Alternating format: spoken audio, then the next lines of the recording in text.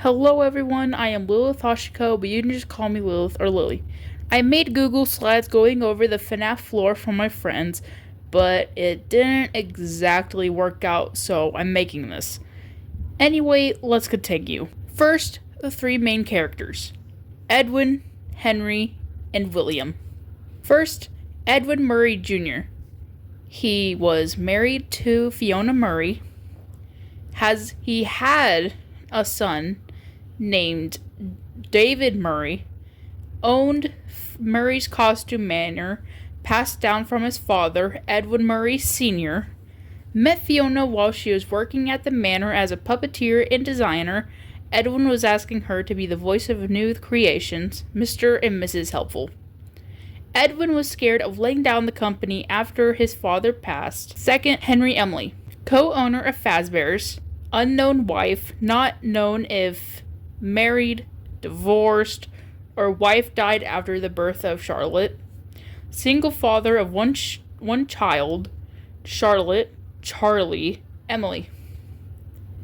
Third, finally, William Afton, owner of Afton Robotics and Fazbear's. Has a family of three: Elizabeth Afton, the youngest, Dave Afton, crying child, the middle child, and Michael Afton, the oldest.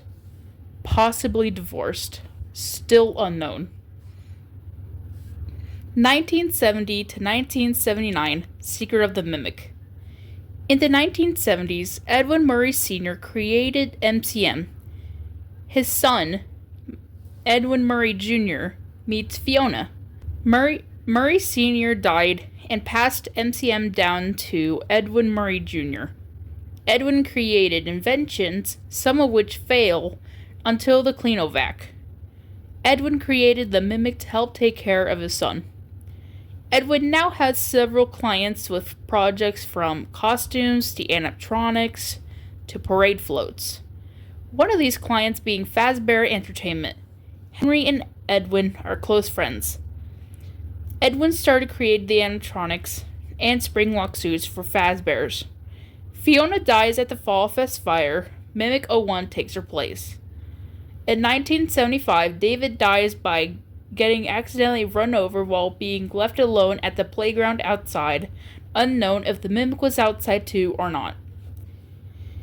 Edwin creates a second Mimic, Mimic 02, to be a replacement for his son. Edwin goes insane and is angry at the Mimic for pretending to be David and rips legs off. The Mimic is then filled with agony and somehow finds a way to make Edwin's workshop explode. Edwin is injured and it's unknown if he survived or not. William and Henry send teams in to take their animatronics and blueprints, but the Mimic keeps killing off teams. One team goes in and gets it, returning it to William. 1983 to 1985, Fredbear's and Circus Baby's Pizza World. William and Henry created Fredbear's, and it was an immediate success. Michael didn't care about Fredbear's. He hated his family. He was always the one ignored and thrown away. One day, he pulled a prank on Dave Afton. With his friends, they put Dave into the mouth of Fredbear and created the infamous Bite of 83. William is surprisingly numb about this and becomes obsessed with immortality and Remnant. William created Circus Baby's Pizza World and created animatronics that would kill kids. One day, his youngest, Elizabeth, decided to rebel against her father's wishes of her not seeing Circus Baby. She was lured in by ice cream held by a claw inside Circus Baby's stomach, and it grabbed her. William shut down the restaurant and moved it underground. Meanwhile, Michael had nightmares of the animatronics with sharp teeth and claws. After learning about the dangerous child-murdering robots, Henry decided to branch off from Fredbear's and made a safety-centered children's restaurant called Freddy Fazbear's Pizza. He made new state-of-the-art animatronics. These were the unwithered animatronics. William Afton, under a new name and disguise, became a day shift guard. He lured away 5 kids: Fritz, Gabriel, Susie, Cassidy, and Jeremy went to possess the Unwithereds: Foxy, Freddy, Chica, Golden Freddy, also known as Fredbear, and Bonnie. The public became terrified of the animatronics, so Henry ditched them, used their parts, and made the toys. Because of the animatronics already being possessed and aggressive, this made the toys also aggressive towards any adult, but acted just fine around children. Jeremy, a new night guard, comes in on his last night shift and is attacked and bitten by Mangle. The pizzeria shuts down. 1995. Freddy Fazbear's Pizza number 2. After the first pizzeria shut down, Henry gave up on the franchise. William took over and took the Wizards and retrofitted them into the newer animatronics. They became possessed and started doing paranormal things such as oozing blood and mucus and glitching. The pizzeria started losing customers and became abandoned.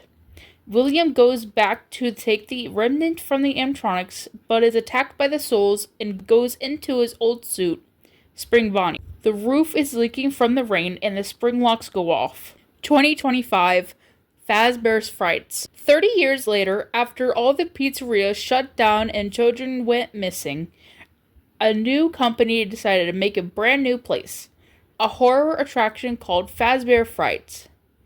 After a few days within making the attraction, they found William's corpse hidden in an area behind a wall and put the new prop in the attraction.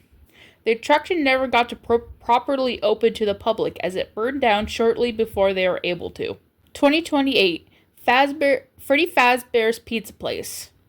After years of staying away from Fazbear's, Henry came back and decided to take it all down forever and let everyone finally rest. He made a fake pizzeria not actually open to the public just to lure the scrap animatronics. He even made a bear animatronic just to kidnap his daughter, possessing the puppet. 1983 to 2028, Michael Afton era. Mike is an angry teen who hates his family for always ignoring him or putting the blame on him. He especially hates his younger brother, Dave. One day, he pulls a prank on Dave. With his friends, they put Dave into the mouth of Fredbear and created the infamous bite of 83. Mike is traumatized by this and gets nightmares of the animatronics. William neglects him even worse now, only focusing on his work.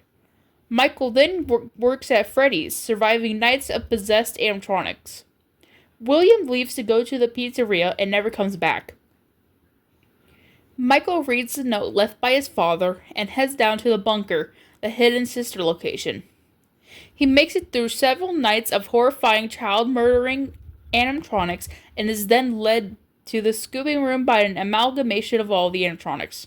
He then dies and is used as a skin suit as an escape to the surface by the wire monster. Days pass and the body rots, making the monster abandon Mike as a purple zombie. Mike then gains back the sentience and heads to find his father. He goes to Fazbear Frights and finds his father. He burns the place down and leaves. Years later, he goes to Freddy Fazbear's Pizza Place, Henry's fake restaurant. His sister, Charlotte, his dad, and the wired amalgamation all try to attack Mike, but is interrupted by Henry's speech. The place burns down and everyone is free. 2035. FNaF AR/VR. A new company takes over and creates an app centered around sending animatronics to people's homes for events. Too many lawsuits, injuries, and deaths come out, so they take the app down. They then make a VR game. The company hires game testers as the game is almost ready to be released to the public, one of them being Vanessa. She tests the game and notices the virus, a Spring Bonnie. She's taken over by the virus Glitchtrap.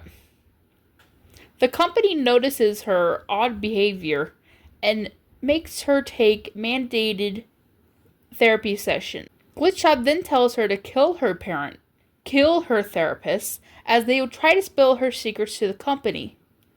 Glitchtrap tells her to become a security guard at the new Pizzaplex. 2035. Freddy Fazbear's Mega Pizzaplex. The company decided to make a giant pizzaplex to make more money. The place was built over MCM. They used Mimic O2 to destroy old animatronics and used its AI to give the new animatronics personality. The mimic became aggressive towards the workers and was sealed away in the basement. Vanessa became the security guard while the rest of the staff was fired and replaced by robots. Vanessa killed children while the place continued to be popular. One night, Glamrock Freddy glitches and ruins a show. Gregory sneaks into his stomach hatch and works with Freddy to survive the night and get out. Gregory beats all the Princess Quest games while destroying the animatronics, freeing Vanessa from the grasp of the Mimic O2 virus. I didn't add this in earlier, but the virus is Mimic O2 who went rogue after Edwin poured agony into it. Basically, what I mean by that is Edwin was angry, upset, sad, overwhelmed by emotion, destroy the Mimic who was mimicking his son. 2035, Freddy Fazbear's Mega Pizzaplex. Ruin. Cassie, Gregory's friend, gets a message over her walkie-talkie telling her to save him from the Mimic in the basement. She goes there and takes the Vanny mask, which helps her get across blocked or broken passages using AR technology implanted into her head. She survives against the animatronics and the AR rabbit, making it difficult for her to proceed to the basement. Roxy helps her, but she gets stuck underneath a forklift, forcing Cassie to reboot her with the Faz wrench. She breaks the seal of the basement and goes in. She is then attacked by Mimic O2 and runs away while Roxy fights it off. Cassie runs to the elevator, and over the intercom, the real Gregory tells her that it wasn't him.